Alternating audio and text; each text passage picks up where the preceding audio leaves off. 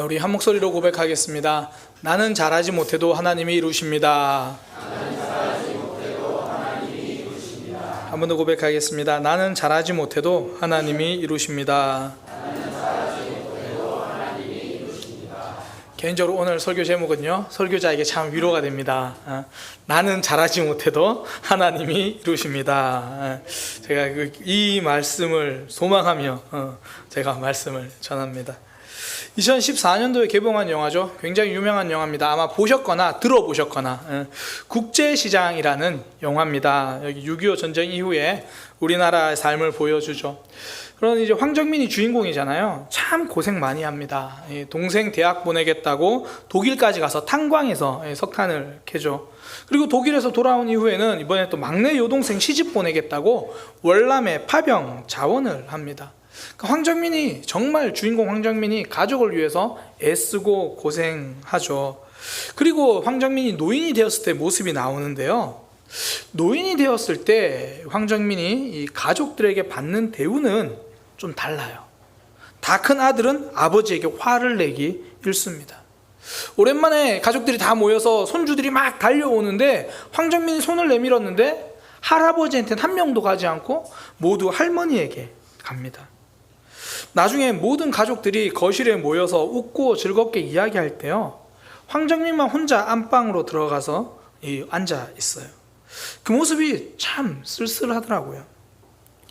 황정민이 잘못한 거라고는 너무 열심히 산 거밖에 없어요. 가족들을 위해서 밤낮 열심히 일하느라 가족과 자녀들과 소통을 좀 못했겠죠. 그런데 그게 돌아보지 못하고 소통하지 못한 게 사랑이 없어서가 아니라 오히려 너무 사랑해서 열심히 일한 것 뿐이잖아요. 그런데 정작 돌아오는 것은 가족과 소통이 되지 않고 단절된, 혼자 그 방에 있어야 되는 모습. 오늘날 가정에서도 어떻습니까? 아버지들의 모습이 이런 황정민과 같지 않습니까? 결혼하고 가정을 위해 열심히 일했는데 자녀들이 크고 나니까 가족들과 소통이 잘 안 되는 거예요. 심지어 이런 이야기도 있더라고요. 평소에 이 아들이 늘 어머니하고만 통화를 합니다. 그런데 어느 날 아버지 폰에 전화가 온 거예요. 기쁜 마음에 아들 무슨 일이야? 그랬더니 아들이 하는 말, 아버지 엄마 좀 바꿔주세요. 엄마가 전화가 안 돼요. 아버지 엄마 좀 바꿔주세요. 오랜만에 아들 전화 왔는데 무슨 내용인가 했더니 엄마 좀 바꿔주세요. 이런 모습을 보고 많은 사람들이 이야기를 하죠. 아버지가 가족들과 소통을 안 했다, 사춘기 자녀들의 마음을 몰라줬다. 다 맞는 말이에요. 맞는 말이긴 한데 사실 그럴 시간도 정신도 없었잖아요. 단지 열심히 사랑했을 뿐이에요. 일하는 모습으로, 최선을 다해서 땀 흘리는 모습으로 가족을 위해서 잘해보겠다고 했는데 그 결과가 내 생각과 다른 거죠. 뭘 열심히 해도 생각보다 이게 쉽지 않아요. 이게 가장들만 그런 것도 아니고 가정에서만 그런 게 아니잖아요. 직장에서, 학교에서 난 대충 살아야겠다 이런 사람 없어요. 물론 학생들을 보면 가끔씩 쟤는 대충 학교 다니나 보다 싶기는 하지만 우리가 주어진 환경에서 함께 일하는 직원들에게 그래도 내가 도움되는 사람이 되어야지. 열심히 한다고 하고 관계도 열심히 내가 맺어보려고 하는데 이게 내 뜻대로 안 되고 내가 원하는 결과가 잘 나오지 않죠. 내 맘 같지 않을 때가 많아요. 우리 신앙생활에서도 이렇잖아요. 주일 예배 드리고 나서 한 주 정말 열심히 시작해야겠다 다짐하잖아요. 우리가 구역 모임 할 때 말씀 듣고 그래 내가 좀 더 기도하자, 걱정하지 말고 기다려주자, 뭐 그런 다짐을 해요. 그렇게 다짐하고 집으로 돌아가는데 어떻습니까? 집으로 돌아가는 차 안에서 이미 연료와 함께 다 사라져요. 그런 마음, 그럼 한 주간을 보내고 주일에 와서 깨닫는 거, 난 정말 완악하구나, 난 정말 연약하구나, 나의 부족함만 깨달아요. 그럼에도 불구하고 참 우리가 소망이 되는 게 딴 게 아니라 하나님은 이런 연약한 우리도 받아주시고 우리를 통해 일하신다는 거예요. 이런 완악한 나를 하나님이 쓰신다는 거죠. 성경에 보면요, 하나님이 쓰신 사람들 전부 부족하고 연약한 사람들이에요. 노아는 모든 사람들이 악을 범할 때 하나님의 말씀 듣고 방주를 만들었거든요. 그 노아도 홍수가 끝나고 나니까 하나님 앞에 제단을 쌓고 제사 드리기도 하지만 포도주 먹고 술에 취해서 실수하기도 합니다. 아브라함이요, 갈 바를 알지 못할 때 하나님의 말씀 붙들고 약속의 땅으로 가기도 하지만 그 약속의 땅에 기근이 드니까 약속의 땅을 등지고 그 땅을 떠나기도 합니다. 뭐 이삭도 마찬가지고요. 이삭은 영적인 분별력이 흐려져서 하나님이 원하시는, 축복하기를 원하시는 아들이 누군지도 모르고 자기 뜻대로 하려고 하다가 또 그 뜻대로 안 돼요. 야곱은 일단 보면 위로가 좀 돼요. 아, 이런 사람도 성경에 나오는구나. 너무 우리와 똑같잖아요. 내 힘으로 살려고 하고 내 의지대로 살려고 하고 그러다가 안 되니까 그제야 하나님 찾고. 성경에 기록된 사람들 대부분 거의 이런 모습이에요. 제가 지금 남들이 모르는 뒷이야기를 한 게 아니라 성경에 이런 모습들이 다 기록되어 있어요. 뭐 신약 성경으로 넘어와도 다르지 않죠. 예수님의 제자들, 이미 예수님이 십자가에 돌아가실 때 그 자리를 다 떠났던 사람들이에요. 사도 바울 순교자, 선교사이기 이전에 박해자였어요. 그러니까 성경에 등장한 사람 중에 완벽한 사람은 없습니다. 대신에 부족한 사람을 쓰신 완전한 하나님이 계실 뿐이에요. 우리의 삶도, 우리의 신앙도 그래요. 내가 완벽하게 다 이루어내는 삶이 아닙니다. 내 삶이 부족해도 결국 하나님이 내 삶을 채우시는 거예요. 내 믿음 만들어 가시는 거죠. 나는 잘하지 못해도 하나님이 나를 완성해 가십니다. 오늘 전도서 말씀이 주는 메시지가 그거예요. 내 인생 내가 이루지 못한다.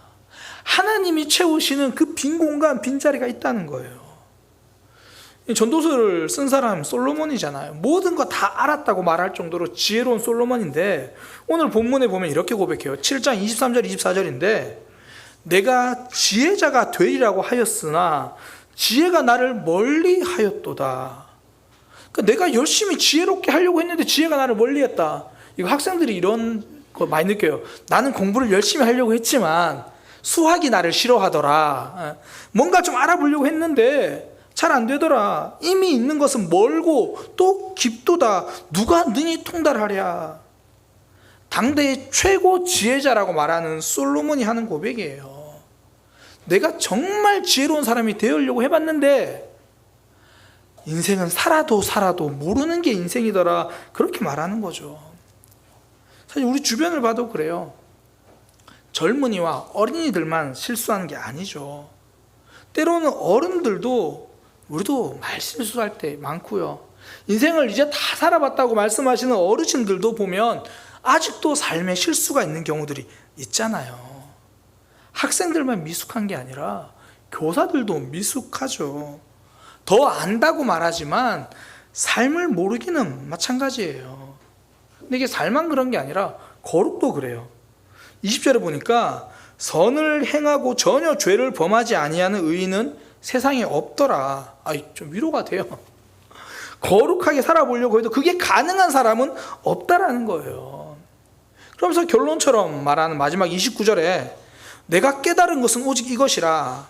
곧 하나님은 사람을 정직하게 지으셨으나 사람이 많은 꾀를 낸 것이다. 다른 번역으로 읽어드리면 하나님은 사람을 단순하게 만드셨는데 사람들은 공연히 문제를 복잡하게 만든다.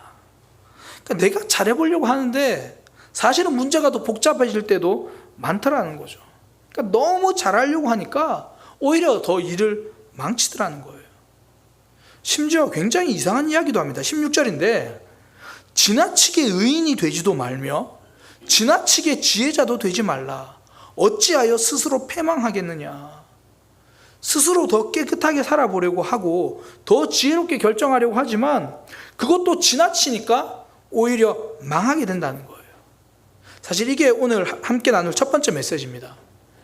거룩을 내 힘으로 이룰 수 없다는 거예요. 지나치게 의인이 되려고 해보지만 결국 오히려 망하게 된다. 실제로 우리의 삶에 보면요, 내가 지나치게 깨끗하게 하려고 하면 찾아오는 모순이 있어요. 나도 모르게 다른 사람을 정죄하게 돼요.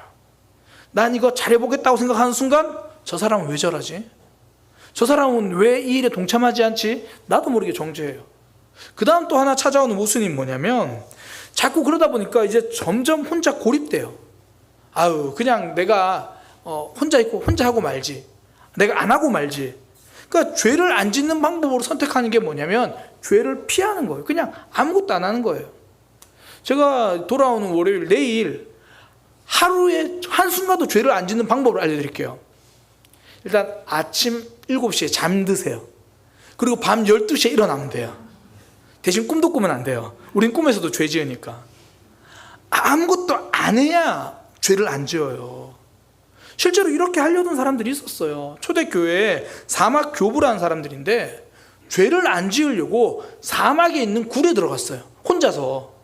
그리고 아무도 먹지도 않으려고 하고, 어떻게든 혼자 있어야 죄를 안 짓는다. 그래도 안 되죠. 혼자 있어도 이미 우리의 마음과 생각은 죄투성이잖아요. 그러니까 그렇게 지나치게 죄를 경계하다가 결국 고립되죠. 내가 깨끗하게 살아야지 그러려고 해도 오히려 더 안 되고 이상하게 될 때가 많다는 거예요. 그렇다고 해서 오늘 본문이 그러니까 적당히 좀 죄도 짓고 살아 이런 말이 아니고요.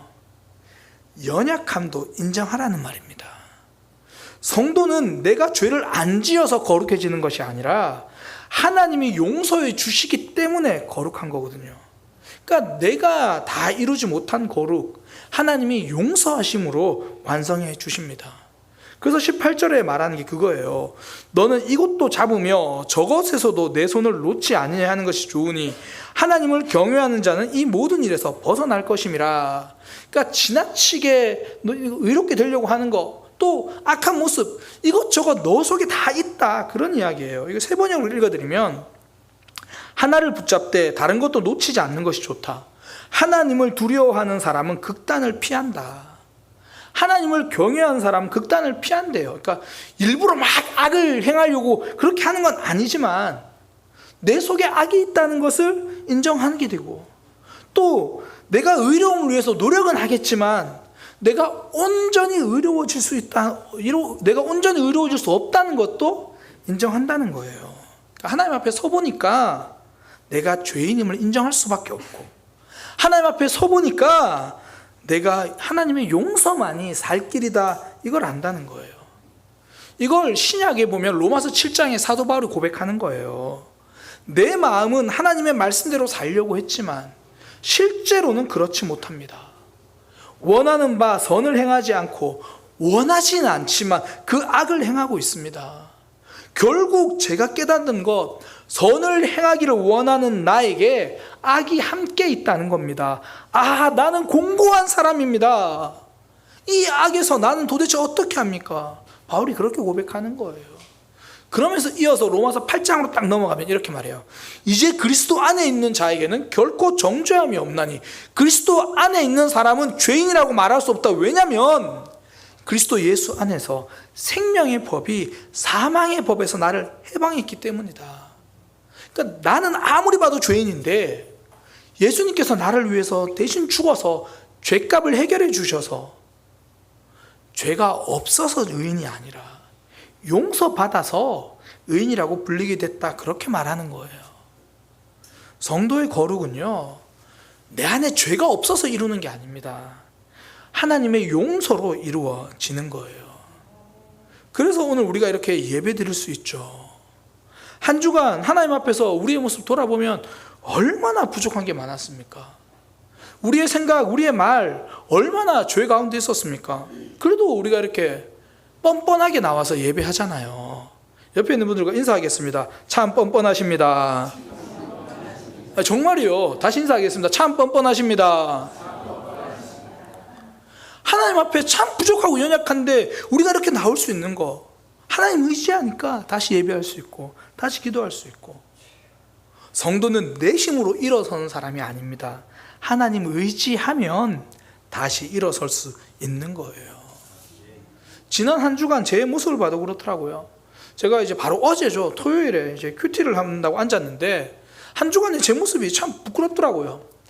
저는 이제 말씀 묵상하기 전에 먼저 기도를 하는데, 이 기도하다가 자꾸 딴 생각을 해가지고 기도문을 컴퓨터로 쳐요. 이렇게 큐티하기 전에 이렇게 치는데, 제가 어저께 바로 큐티하기 전에 쓴 기도문, 오늘 내용과 너무 비슷해가지고 제가 그대로 복사해서 왔어요. 이렇게 썼어요. 하나님, 또 이렇게 한 주를 보내고 있습니다. 벌써 토요일입니다. 안식월 다녀와서 이것저것 생각하고 정리하느라 한 주를 그냥 보내버렸네요. 그 속에서도 하나님은 일하셨는데 그 속에서 저는 여전히 갈등하고 주저하며 살았음을 고백합니다. 이게 제가 큐티하겠다고 딱 처음 쓴 문장 그대로 가져온 거예요. 그 뒤에는 차마 못 가져오겠고.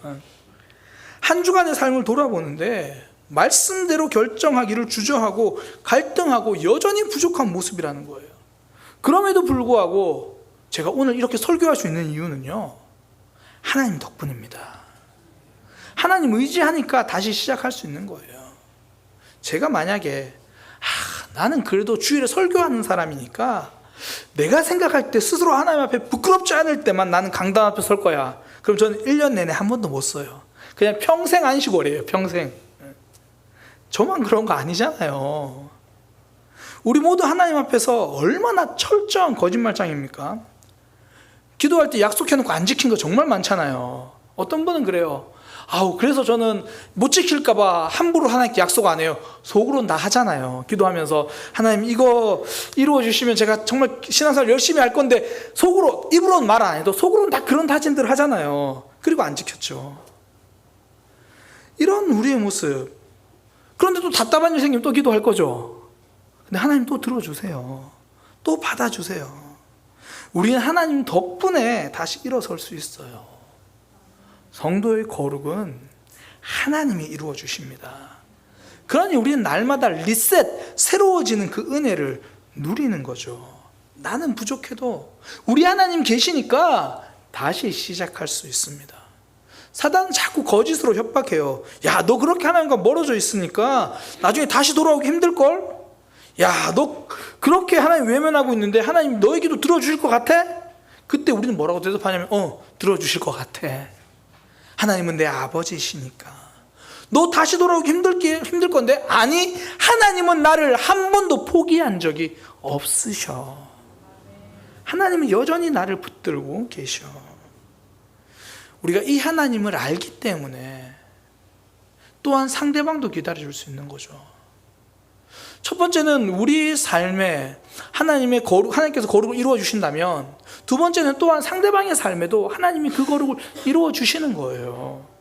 오늘 본문에 보니까 이렇게 이야기합니다. 21절에 보면 다른 사람이 하는 모든 말을 마음에 담아두지 말래. 그 말 너무 듣겠다고 하지 말아요. 그렇게 들어봐야 하인들이 너한테 안 좋은 말만 하는 거, 그거 듣게 된다. 그러면서 하는 말, 사실 너도 다른 사람에게 안 좋은 말 하잖아. 너도 뒤에서 수군거린 적 많잖아. 그런 너의 부족함, 그런 우리의 부족함 하나님이 받아주시잖아요. 그러니 우리도 다른 사람의 연약함 용납할 수 있어야 한다는 거죠. 용납함이 성숙입니다. 지난 2021년 3월에 있었던 일인데요. 경주에 보면 솔고 미술관이라는 미술관이 있습니다. 거기에 이제 박대성 화백이라는 분이 이 작품을 하나 전시했는데요. 통일신라 시대의 명필이던 김생이라는 분의 글씨를 이제 그분이 모필 따라서 쫙 쓴 그 작품을 전시했어요. 그런데 글이 길어서 이 두루마기로 한 20m 정도 돼요. 그래서 그 20m 정도 되는 거다 보니까 이제 거기서 미술관에서 액자에 담지 못하니까 이렇게 걸어서 이렇게 비스듬하게 밑으로 땅에다 이렇게 쑥 이렇게 전시했거든요. 그런데 문제는 뭐냐면 이제 그거를 사람들이 잘 볼 수 있게 안전바도 따로 설치하지 않았어요. 가까이 볼 수 있도록.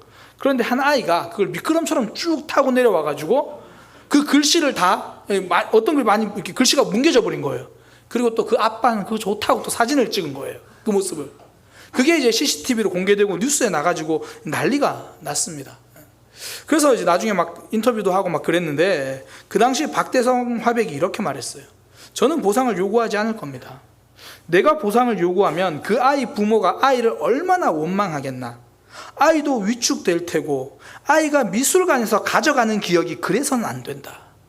사람이 서로 원수지고 살 필요가 없다. 그러면서 하는 말이, 이제 훼손된 부분을 복원할 수 있으니까 복원할 거냐고 물으니까 복원하지 않겠다. 그 아이가 내 작품의 봉황이다. 그게 무슨 말입니까? 그 아이 때문에 뉴스가 나서 그 뉴스 조회수가 210만이 넘었다고 하는데, 그 아이가 아니었으면 200만 명이 넘는 사람이 내 작품을 봤겠는가? 그 아이가 봉황이다. 봉황이 지나간 자리에 발자국 정도는 남아야 하지 않겠는가? 아이가 뭉개버린 글씨를 봉황이 남긴 발자국이래요. 야, 왜 거장인지 삶으로 보여주는 거예요. 그 넓은 용납하는 마음이 아이가 뭉갠 자국조차 작품으로 만들어버리는 거죠. 우리가 다른 사람을 대할 때 꽉 채워진 마음을 기대하는 그건 완성이 아니에요. 내 마음을 비워둘 줄 아는 것, 그게 완성이죠. 그 마음의 빈 공간, 그 공간에서 상대방을 받아주는 것, 이것으로 관계가 이루어지는 거예요. 예수님 보세요. 흠 없는 사람들만 제자로 삼으신 게 아니잖아요. 예수님의 제자 처음 부르실 때부터 흠이 정말 많았죠. 세관에서 돈 세고 있던 사람, 그러니까 여전히 착취하는 사람, 그 사람을 레위를 제자로 부르셨어요. 이게 처음에 부를 때는 흠이 없었지만, 야, 처음에는 내가 조건 없이 불렀지만 너 이제부터 잘못하면 실격이다, 그러지도 않아요. 십자가 사건에 성경에 기록된 대로 제자들이 한 명도 없었대요. 다 도망갔대요. 그런데 예수님이 찾아가서 회복시켜 주시잖아요. 여전히 흠 있고 여전히 삶 가운데 이 못난 발자국 투성인 사람들 예수님이 안아주고 받아주죠. 성도는요, 내가 잘해서 거룩한 사람이 아닙니다. 하나님이 나를 용서해 주셔서 다시 시작하는 거죠. 그처럼 나도 다른 사람을 용납해서 그 관계를 다시 시작하는 거예요. 너 다시는 한 번만 더 그래봐. 한 번만 더 그러면 내가 한 번 더 사랑할 거야. 한 번 더 그러면 내가 한 번 더 안아줄 거야. 나를 그렇게 사랑하신 그 마음으로 나도 용납하며 받아주는 거죠. 내 삶을 다시 시작할 수 있는 것도 하나님의 은혜고요. 우리의 관계를 다시 시작할 수 있는 것도 하나님 덕분입니다. 이게 거룩의 영역에만 그런 게 아니에요. 그 다음 제가 나누고 싶은 말씀이 지혜의 영역에서도 그렇다는 거예요. 내가 완벽한 결정을 하는 게 아니라는 겁니다. 나는 많이 부족하지만 내 삶은 하나님이 완성시켜 주신다는 거예요. 오늘 설교 제목처럼 나는 잘하지 못해도 하나님이 이루신다. 제가 앞서 솔로몬 말씀드렸잖아요. 그 솔로몬이 자신의 한계를 고백해요. 솔로몬이 하는 고백, 내가 더 지혜로운 사람이 되고자 했지만 안 되더라. 삶은 살아도 모르겠다는 거예요. 그리고 솔로몬이 말하잖아요. 내가 열심히 지혜를 찾아봤는데 그 결과 깨달은 게 뭐냐면, 여자 믿으면 안 되겠더라. 이건 본인의 경험이에요. 본인의 경험. 실컷 그렇게 찾아봤는데 솔로몬이 일단 여자 때문에 망했잖아요. 본인 그거 정도 하나 알겠더라. 그 지혜롭다고 말하는 솔로몬도 잘 모르겠더라는 거예요. 우리가 어디서든지 회의가 길어지는 이유는요, 답을 몰라서가 아니에요. 전부 다 답이라서 그래요. 더 서로 좋은 답 찾겠다고 하다가 함께 지치죠. 조금 덜 좋은 답이어도 괜찮습니다. 어차피 완벽한 결정은 없어요.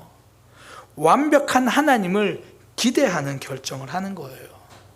교회에서 그렇잖아요. 우리가 뭐 하나 결정하려고 하면 어떻게 하면 아무도 상처받지 않는 결정을 할까? 제가 장담하는데 아무도 상처받지 않는 결정은 없어요. 왜냐하면 그걸 실행하는 사람이 나니까. 그걸 실행하는 사람이 부족한 나니까. 그냥 하나님을 기대하는 거예요. 야곱이 아버지와 형을 속이고 외삼촌 라반의 집으로 가잖아요. 그 결정 어딜 봐도 정말 지혜롭게 결정한 게 아니에요. 어쩔 수 없이 도망갔어요. 그러나 하나님은 그 길에서도 야곱을 만나 주시고요, 그곳에서도 하나님은 야곱을 복 주십니다. 완벽하게 결정해서 복 받은 게 아니고 완벽한 하나님이 붙들어 주시니까 복을 받을 수 있는 거죠. 반대로 생각하면 동일합니다. 이스라엘 백성들이 이 가나안 땅 점령할 때요, 아이성 전투에서 패배해요. 그런데 그 과정을 보면 철저하게 준비해요. 먼저 정탐꾼을 보냅니다. 아이성으로 정탐꾼을 보내고 그 결과에 입각해서 우리가 다 안 가도 되겠습니다. 2,000명 3,000명이면 충분할 것 같습니다. 저는 말씀을 묵상하면서요, 생각할수록 이 결정이 합리적이더라고요. 이스라엘 백성이 가나안 땅에 지금 전쟁 한 번 하고 끝날 것도 아니잖아요. 계속 전쟁해야 하는데, 그럼 한 번에 가서 힘 빼기보다 그래도 미리 정탄도 하고 보고 온 결과로 합리적으로 2,000명, 3,000명만 결정 그렇게 가자. 자기들이 계획했어요. 근데 패배했죠. 완벽한 결정인 줄 알았습니다. 알고 보니 하나님을 외면한 결정입니다. 하나님께 물어봐야죠. 하나님을 붙들어야죠. 여리고성은 계획이 철저해서 이긴 게 아닙니다. 하나님을 의지하고 붙들어서 이긴 거죠. 우리의 삶, 때로는 여리고 같은 큰 문제가 있을지라도 하나님을 붙들면 나머지 부분 하나님이 일하시는 거예요. 우리가 하루를 시작할 때 기도하는 이유, 나의 부족함 인정하고 내 삶을 이끌어 주신 하나님을 기대하는 거잖아요. 내가 최선을 다하지만 내 최선이 이걸 이룰 수 있는 것이 아니다. 최선에 먹히지 않으려고 하나님 앞에 기도하는 겁니다. 제가 안식월 가기 전이죠. 지난 6월 16일에 서울 아산병원의 심장 전문의인 이 주석준 교수님이 소천하셨다는 소식이 뉴스에도 났습니다. 우리나라에서 최고 심장 권위자거든요. 이분이 소천하시고 나서 이런 이야기까지 돌 정도예요. 이제 한국 사람들은 심장이 튼튼해야 된다. 수술해 줄 분이 없으니까. 뭐 그분 말고도 심장이 있겠지만 최고 권위자였거든요. 근데 이분이 뛰어난 의사였을 뿐 아니라 정말 신실한 크리스찬이었어요. 이분이 이제 돌아가신 이후에 유족들 대표해서 장남이 글을 하나 올렸는데 그 글 중에 고인이 직접 쓴 기도문이 공개가 됐습니다. 제가 환자의 치유를 위해 무엇을 할 수 있을까요? 아무것도 없습니다. 그것은 모두 하나님의 손에 달려 있습니다. 최고의 권위자가, 우리나라 한국 최고의 권위자가 고백하는 거예요. 내가 환자의 치유를 위해 무엇을 할 수 있을까요? 아무것도 없습니다. 그것은 모두 하나님의 손에 달려 있습니다. 나의 한계를 고백하고 하나님을 의지하는 삶, 이 삶이 진짜 권위자죠. 예수님도 그러셨잖아요. 하나님의 아들이신 예수님도 내가 하나님의 아들이니까 내 마음대로 해야지가 아니라 새벽 미명에 하나님께 기도해요. 홀로 사역하지 않습니다. 심지어 십자가에 달려 돌아가실 때 예수님이 하신 기도, 아버지, 내 영혼을 아버지의 손에 부탁하나이다. 예수님도 하나님 아버지의 손이 필요하다는 걸 고백하시는 거예요. 우리 인생 이 아버지의 손길이 필요합니다. 이 하나님 아버지의 손길이 우리 삶을 살리는 거예요. 이제 또 한 주 시작하잖아요. 그런데 내가 불끈진 주먹으로 안 되잖아요. 지금 1년 후, 2년 후 생각하면 내 힘으로 안 되잖아요. 그때 성도는 하나님 아버지의 손길을 기대하는 거죠. 우리가 기도하는 시간이, 우리가 드려지는 예배가 하나님의 손길이 내 삶을 이끌어 주셔야 합니다. 그거잖아요. 우리의 삶에는 하나님 아버지의 손길이 있습니다. 삶이 답답하고 벽을 만난 것 같을 때 그때 우리 아버지의 손이 일하시는 거예요. 성도는 그 하나님을 바라보는 겁니다. 내가 다 채우지 못하는 빈자리 있습니다. 하나님이 완성하십니다. 오늘 설교 제목처럼 나는 잘하지 못해도 하나님이 이루신다. 이게 믿음이에요. 내가 다 채우려는 것은 믿음이 아니고 욕심이에요. 최선을 다해야죠. 그러나 그 최선에 먹히면 안 됩니다. 내가 다 이룰 수 있다는 생각 내려놓고, 내가 무조건 잘하려고 하는 생각 내려놓고, 너무 안 죽으려고 용 쓰면요, 부활의 기쁨도 없어요. 진짜 성숙은 멋진 모습으로 살아가는 게 아니라 부족함을 인정하며 살아가는 거예요. 한 주간 우리의 신앙도 우리의 삶도 내 힘으로 안 됩니다. 그래서 저와 여러분, 우리 사랑의 교회는 하나님을 의지하는 거예요. 제가 서론에서 황정민 이야기를 해드렸잖아요. 국제시장 그 영화 이야기. 우리 삶이 그래요. 열심히 노력했는데 뒤돌아보니 내가 뭐 했나 싶을 때도 있고, 그러나 기대하십시오. 하나님의 손길이 우리와 함께 하십니다. 나는 잘하지 못해도 하나님이 이루시는 거예요.